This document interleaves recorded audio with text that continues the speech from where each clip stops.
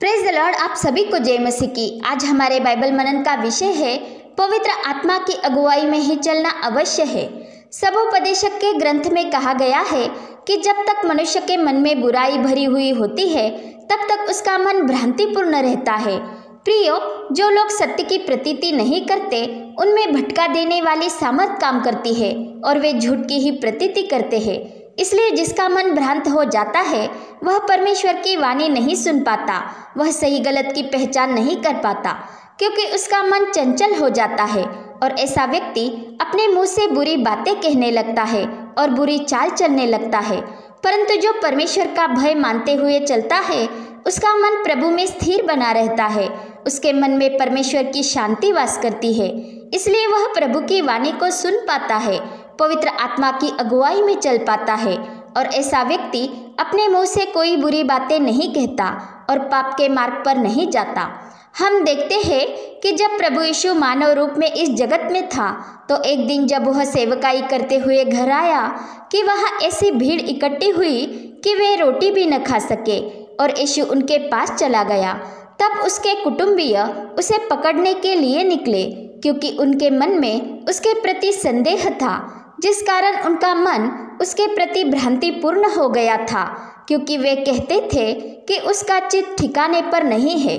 तथा जो शास्त्री यरूशलेम से आए थे वे यीशु के प्रति अपने मन में डाह रखते थे, इस कारण वे उसे दुष्टात्माओं को निकालते हुए देखकर भी यह कहते रहे कि वह दुष्टात्माओं के सरदार की सहायता से दुष्टात्माओं को निकालता है।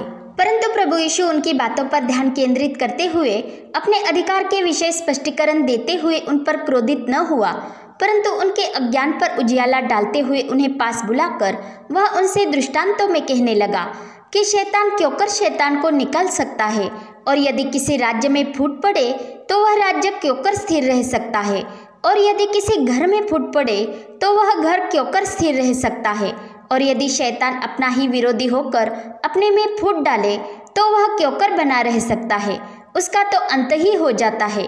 किंतु कोई मनुष्य किसी बलवंत के घर में घुसकर उसका माल लूट नहीं सकता जब तक कि वह पहले से उस बलवंत को बांध न ले, और तब उसके घर को वह लूट लेगा। वे प्रभु यीशु मसीह पर संदेह प्रकट करते हुए उस पर दोष तो लगा रहे थे, परंतु इसके साथ ही वे परमेश्वर के सामर्थ की निंदा कर रहे थे, और जो आप व्यवस्था के सिखाने वाले थे वे परमेश्वर के सामर्थ से अनजान थे और नहीं जानते थे कि दुष्टात्माएं दुष्टात्माओं को नहीं निकालती, क्योंकि वे सत्य की पहचान तक नहीं पहुंचे थे और परमेश्वर की यथार्थ बातों की समझ नहीं रखते थे। इसलिए वे परमेश्वर के सामर्थ की निंदा करते हुए यीशु को ठट्टों में उड़ा रहे थे, जो एक अक्षम्य अपराध है। इसलिए उन्हें सचेत करते हुए प्रभु यीशु ने उन्हें कहा, मैं तुमसे सच कहता हूँ कि मनुष्यों की संतान के सब पाप और निंदा जो वे करते हैं क्षमा की जाएगी, परंतु जो कोई पवित्र आत्मा के विरुद्ध निंदा करे वह कभी भी क्षमा न किया जाएगा, वरन वह अनंत पाप का अपराधी ठहरता है। क्योंकि वे कहते थे कि उसमें अशुद्ध आत्मा है। क्योंकि जो पवित्र आत्मा की निंदा करता है वह परमेश्वर के सामर्थ को ही नकारता है और अपने जीवन में प्रभु यीशु मसीह का इनकार करता है। और वचन कहता है कि जिसके पास पुत्र है उसके पास जीवन है, और जिसके पास परमेश्वर का पुत्र नहीं उसके पास जीवन भी नहीं है। तथा ऐसा व्यक्ति अपने मुंह से बुरी बातें निकालते हुए अपने आप को अशुद्ध कर देता है, क्योंकि अपने मन से निकलने वाली बुरी बातें ही मनुष्य को अशुद्ध कर देती है। परंतु हम जानते हैं कि प्रभु यीशु मसीह धर्मियों के लिए नहीं वरन पापियों को मन फिराव के लिए बुलाने ही इस जगत में आया। इसलिए जिसे अपने अपराध का एहसास होता है और जो अपने पापों के कारण पश्चाताप करते हुए मन फिराकर प्रभु यीशु मसीह के पास आता है तो वह प्रभु यीशु मसीह में छुटकारा पाता है। क्योंकि यदि कोई अपने पापों को मान लेता है और ज्योति में चलता है, अर्थात परमेश्वर की आज्ञाओं को मानते हुए उसके सम्मुख चलता है, तो उसके पुत्र यीशु का लहू सब पापों से और सब अधर्मों से शुद्ध करता है। इसलिए परमेश्वर यह चाहता है कि सब मनुष्यों का उद्धार हो और वे सत्य को भली भांति पहचान ले, क्योंकि जब हम सत्य को जानते हैं तो सत्य हमें स्वतंत्र कर देता है। जो सत्य परमेश्वर का वचन है और जो वचन प्रभु यीशु मसीह है। इसलिए हमें प्रभु यीशु के वचन में बने रहने के लिए पवित्र आत्मा की अगुवाई में चलना अवश्य है। और यदि पुत्र हमें स्वतंत्र करेगा तो हम सचमुच स्वतंत्र है। परंतु जो कोई पाप करता है वह पाप का दास बना रहता है, क्योंकि पाप मनुष्य को बंधनों में जकड़े रखता है। वह किसी को स्वतंत्र होने नहीं देता और ऐसा व्यक्ति परमेश्वर के सामर्थ को नहीं मानता और प्रभु यीशु की आज्ञाओं का धिक्कार करते हुए दुष्ट के अधर्म के काम करने लगता है और पवित्र आत्मा की निंदा करता है। इसीलिए पवित्र आत्मा से प्रेरित होकर प्रेरित पौलुस तिमोथी को लिखी हुई पत्री में कहता है कि यह जान रख कि अंतिम दिनों में कठिन समय आएंगे, क्योंकि मनुष्य सुभक्ति का बाह्य रूप तो दिखाएंगे, अर्थात वे भक्ति का भेष तो धरेंगे, परंतु उसकी सामर्थ न मानेंगे। ऐसों से परे रहना। इन्हीं में से वे लोग हैं जो दबे पांव घरों में घुस आते हैं और उन छिचोरी स्त्रियों को वश में कर लेते हैं जो पापों से दबी और हर प्रकार की वासनाओं के वश में है और सदा सीखती तो है, परंतु सत्य की पहचान तक कभी नहीं पहुंचती। और जैसे यन्नेस और यम्ब्रेस ने मूसा का विरोध किया था, वैसे ही ये भी सत्य का विरोध करते हैं। ये तो ऐसे मनुष्य हैं जिनकी बुद्धि भ्रष्ट हो गई है और वे विश्वास के विषय में निकम्मे हैं। परंतु आगे वह यह भी कहता है कि परंतु वे इससे आगे नहीं बढ़ सकते, क्योंकि जैसे उनकी अज्ञानता सब मनुष्यों पर प्रकट हो गई थी, वैसे ही इनकी भी हो जाएगी। यह यन्नेस और यम्ब्रेस मिस्र के जादूगर थे। जब परमेश्वर के आज्ञानुसार मूसा और हारून परमेश्वर की प्रजा को मिस्र के दासत्व में से छुड़ाने के लिए फिरौन के पास गए थे, तब फिरौन ने उन्हें अपने प्रमाण का कोई चमत्कार दिखाने के लिए कहा था। तब जैसे परमेश्वर ने उन्हें पूर्व ही सूचित किया था, उसके अनुसार हारून ने अपनी लाठी फिरौन और उसके कर्मचारियों के सामने डाल दिया। तब वह सांप बन गई थी। तो फिरौन ने पंडितों और टोनहा करने वालों को बुलाया और मिस्र के जादूगरों ने आकर अपने अपने तंत्र मंत्र से वैसा ही किया। उन्होंने भी अपनी अपनी लाठी को डाल दिया और वे सांप बन गई, परंतु हारून की लाठी उनकी लाठियों को निगल गई। और यही यन्नेस और यम्ब्रेस वे जादूगर थे जिनकी लाठियाँ उस झूठी शिक्षा को दर्शाती है, जिस झूठी शिक्षा पर चलने वाले परमेश्वर के सामर्थ को नहीं मानते और प्रभु यीशु मसीह का इनकार करते हैं। परंतु हम जानते हैं कि सत्य पर कोई भी असत्य सर्वदा के लिए प्रभावी नहीं हो सकता।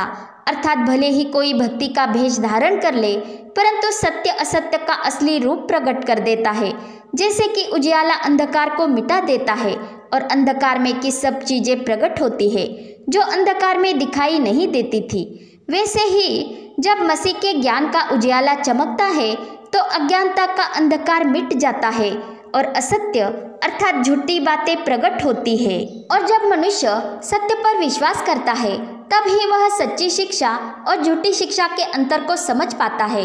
परंतु जो अपने मन को कठोर करते हुए दैहिकता में चलता है, वह सत्य पर संदेह प्रकट करता है और परमेश्वर के सामर्थ को नकारता है, क्योंकि उसका मन भ्रांत हो जाता है और वह गलत चुनाव ही करता है। जैसे कि हम देखते हैं कि हारून की लाठी का चमत्कार देखते हुए भी फिरौन का मन और हठीला हो गया और यहोवा के वचन के अनुसार उसने मूसा और हारून की बातों को नहीं माना।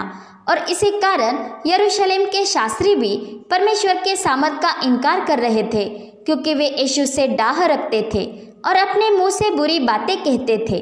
जो व्यक्ति परमेश्वर के सामर्थ की अर्थात पवित्र आत्मा की निंदा करता है, वह प्रभु यीशु मसीह को अपने हृदय में अपने जीवन में कोई स्थान नहीं देता और न ही उसके पवित्र वचन को, जो वचन हमें शुद्ध करते हैं।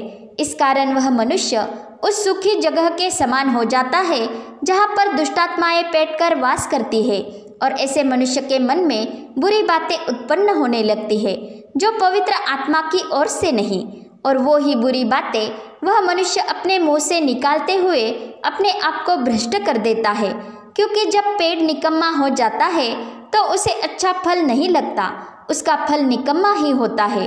और फलों से पेड़ की पहचान होती है, अर्थात वो मनुष्य बुरा होता है जिसके मन में बुराई होती है।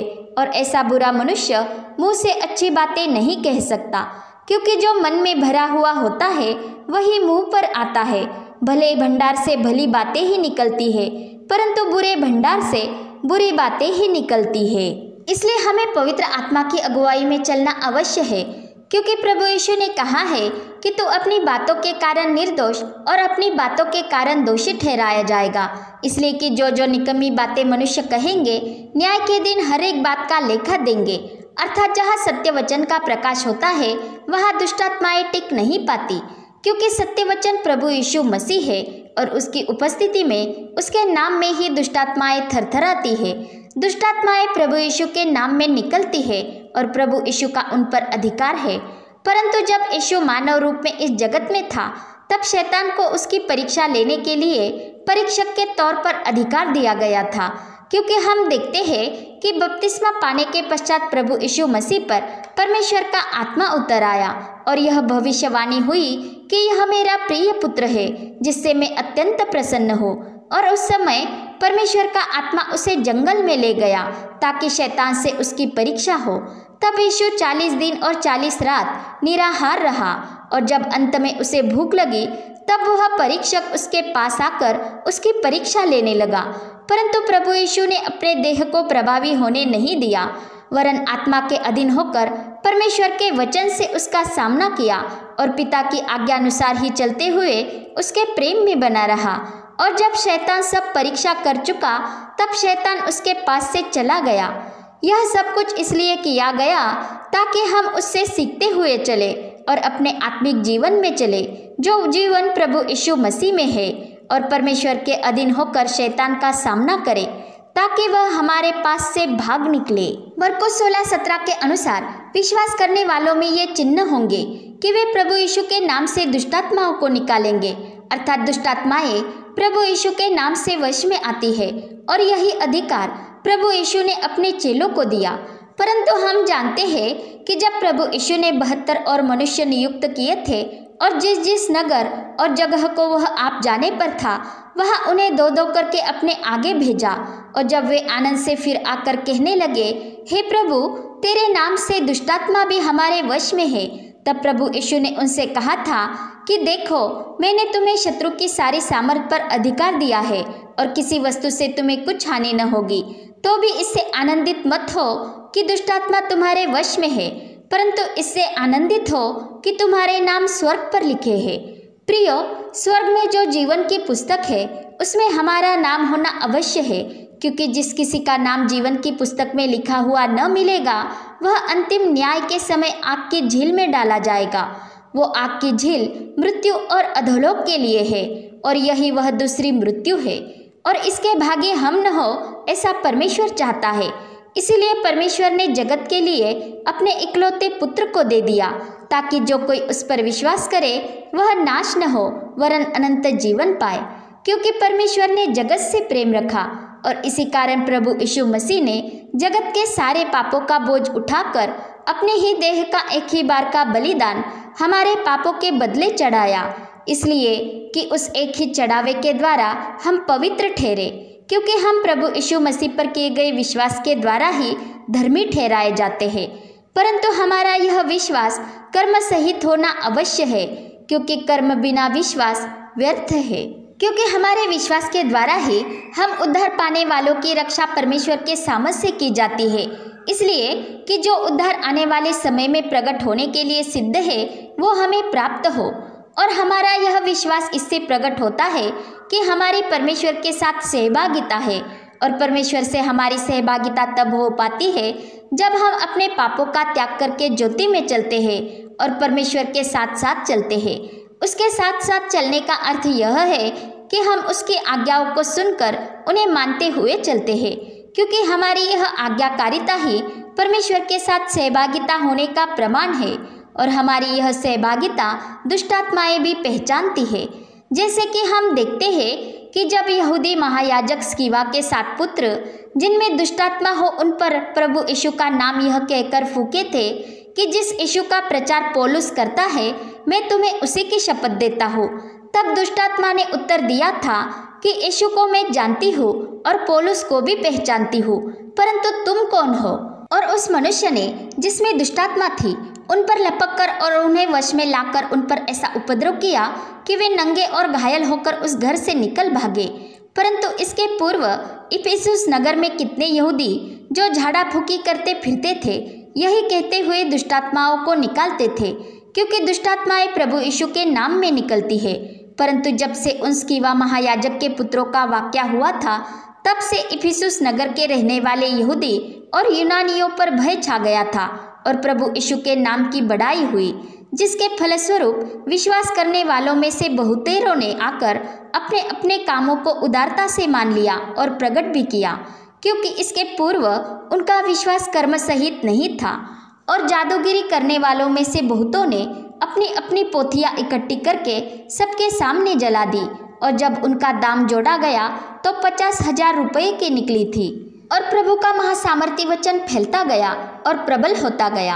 अर्थात इससे हम यह जान पाते हैं कि जो प्रभु यीशु के नाम से दुष्टात्माओं को तो निकालते हैं, परंतु जो कुकर्मी है, जो परमेश्वर की इच्छा पर नहीं चलते, वे स्वर्ग के राज्य में प्रवेश नहीं करेंगे। क्योंकि प्रभु यीशु ने कहा है कि मैं उनसे खुलकर कह दूंगा कि मैंने तुमको कभी नहीं जाना है। हे कुकर्म करने वालों, मेरे पास से चले जाओ। परंतु इसके पूर्व ही ऐसे जन यदि परमेश्वर का भय मानते हुए पुनः प्रभु यीशु से अपना नाता प्रस्थापित करेंगे और मन फिराकर प्रभु से सहभागिता रखेंगे, तो वे अपने उद्धार में बने रहेंगे। वे आत्मा से परिपूर्ण होकर प्रभु की सेवकाई करेंगे और उनमें पवित्र आत्मा का फल दिखाई देगा, और झूठी शिक्षा को छोड़ सच्ची शिक्षा पर वे चलने लगेंगे। क्योंकि जो मन फिराकर प्रभु यीशु पर विश्वास करते हैं, वे पवित्र आत्मा की अगुवाई में चलते हैं और उनका मन प्रभु में स्थिर बना रहता है। इसलिए उनके मन में बुराई प्रवेश नहीं कर पाती और न ही उनका मन भ्रांतिपूर्ण होता है, क्योंकि वह सत्य की प्रतीति करते हैं और परमेश्वर के सामर्थ की पहचान रखते हैं, और उसके पवित्र आत्मा की निंदा नहीं होती। क्योंकि पवित्र आत्मा की निंदा करने से हमें जो भलाई प्राप्त हुई है, उसकी भी निंदा होती है। जो भलाई परमेश्वर का प्रेम है, जो प्रभु यीशु मसीह में हम पर प्रकट हुआ है, उस प्रेम में ही हम स्वतंत्र हुए हैं। परंतु हमारी यह स्वतंत्रता किसी दुर्बल के लिए ठोकर का कारण न ठहरे, इस विषय में हमें चौकस रहना है।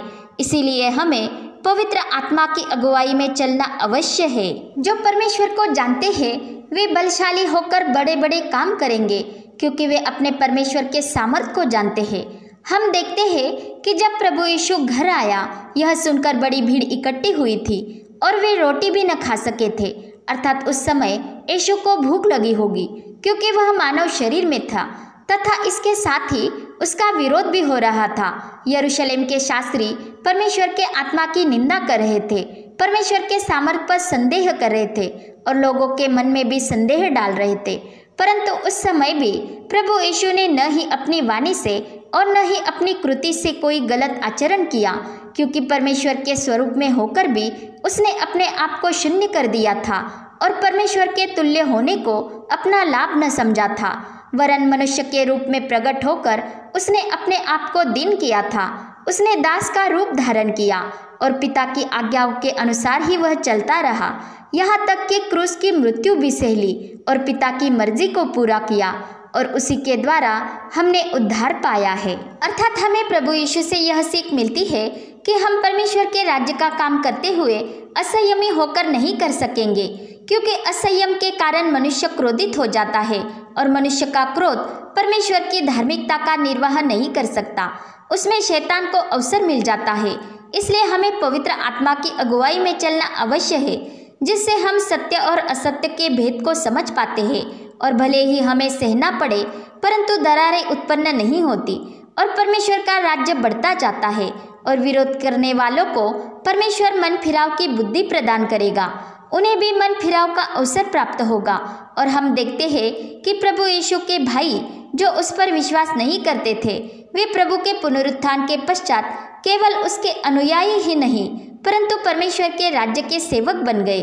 मरियम का पुत्र याकूब जो प्रभु का भाई था, वह अपनी पत्री में अपने आप को प्रभु यीशु मसीह का दास कहता है, तथा कई सारे शास्त्री फरीसी भी प्रभु यीशु के दास बन गए और सेवकाई करने लगे। निकोदेमुस जो फरीसी था और यहूदियों का अधिकारी था, तथा अपुल्लोस जो एक विद्वान शास्त्री था, इन जैसे कईयों ने मसीह का अंगीकार किया और पवित्र आत्मा की अगुवाई में चलते हुए सेवकाई करते रहे और परमेश्वर के राज्य में अंत तक परिश्रम करते रहे। इसलिए हमें झूठी शिक्षा पर चलते हुए प्रभु के पवित्र वचन को विपरीत अर्थ में ग्रहण नहीं करना है, इसलिए कि हमारा आचरण प्रभु के योग्य हो और हम एक दूसरे से बुरा बर्ताव न करें और हम किसी दुर्बल के लिए ठोकर का कारण न ठहरे। इसलिए हमें पवित्र आत्मा की प्रेरणा से चलना अवश्य है और उन बातों का ही प्रयत्न करना है जिनसे मेल मिलाप और एक दूसरे का सुधार हो, क्योंकि परमेश्वर का राज्य खाना पीना नहीं परंतु धार्मिकता, मेल मिलाप और वह आनंद है जो पवित्र आत्मा से होता है। और जो कोई इस रीति से मसीह की सेवा करता है वह परमेश्वर को भाता है और मनुष्यों में ग्रहण योग्य ठहरता है। पिता परमेश्वर का प्रेम, प्रभु यीशु मसीह का अनुग्रह और पवित्र आत्मा की सहभागिता हम सभी पर बनी रहे। आमीन।